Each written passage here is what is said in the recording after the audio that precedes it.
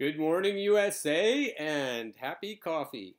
Always unshaved, unbathed, unscripted, and unedited. I've got my Burn Your Bust yard sign out already on a beautiful Sunday morning. We had a big storm come through last night. It scrubbed everything. I was watching a video yesterday by Nico House, one of the most sane and progressive and honest, brutally honest voices in the progressive movement. And he came up with an interesting idea. He said, don't vote for the lesser of two goods. And that intrigued me. I'd like to just jump to that moment in his YouTube so you can see what he's up to.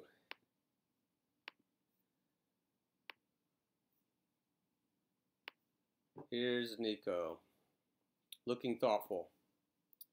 This is about 14 minutes and 40 seconds into his video.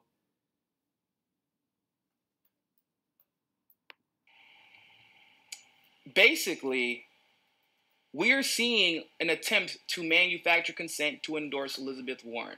Why would they be doing such a thing? Because they know they plan on cheating Bernie Sanders. They know they plan on cheating Tulsi Gabbard. And there have been, they always say, well, Bernie's in trouble, Bernie's in trouble, Bernie's in trouble. We love underdogs, we love underdogs, we love underdogs. And they don't want to, Tulsi's technically an underdog. They don't, you don't see any of the progressives that are promoting Warren promoting. So, like, what? Because some 62-year-olds said they're not going to vote for Bernie? Okay, and well, so what? Those aren't the people that are going to win him this election. But they're manufacturing consent because they plan on cheating. And when they cheat, they want you to be like, well, Elizabeth Warren isn't the best option. She isn't the best option, but, she's progressive enough. And so instead of the establishment is very unoriginal. So instead of the lesser of two evils argument, they instead present to you the, she's just not as good, but she's still good argument. The lesser of two goods instead of the lesser of two evils. But there is one clear great candidate in Bernie Sanders and one clear spineless coward of a candidate co-opting our movement, Elizabeth Warren. And there you have it. So that idea, that just floored me. I thought, okay, we really need to get to what we do want, and we need to avoid voting for what we don't want. I read an article on Medium this morning, and it was addressing the idea that we shouldn't vote for Joe Biden, and I'll give you some ideas about that here. Just a brief summary of this article that I just wrote on Medium. Corporate candidates are not merely bad for us, they have become unelectable. Doing the math in the post-Bernie or bust era. So I put this lovely graphic in here. Resist corporate Democrats. Their allegiance is to their corporate donors and not with we the people. The article I was reading was by Lauren Martinchek, and she titled her article, "If you want another Trump in the future, Biden's your guy. What exactly will return to normal get us?" And she made some good points in the article. She said, even if Joe Biden were to secure the Democratic nomination and go on to defeat Donald Trump, we have to pause and consider for a second what that could actually mean. If we do end up electing Joe Biden and go back to the neoliberal status quo, then there is an excellent chance we'll simply get an even worse version of Donald Trump 10 years or so down the line. And that's good. I agree that we don't want that. So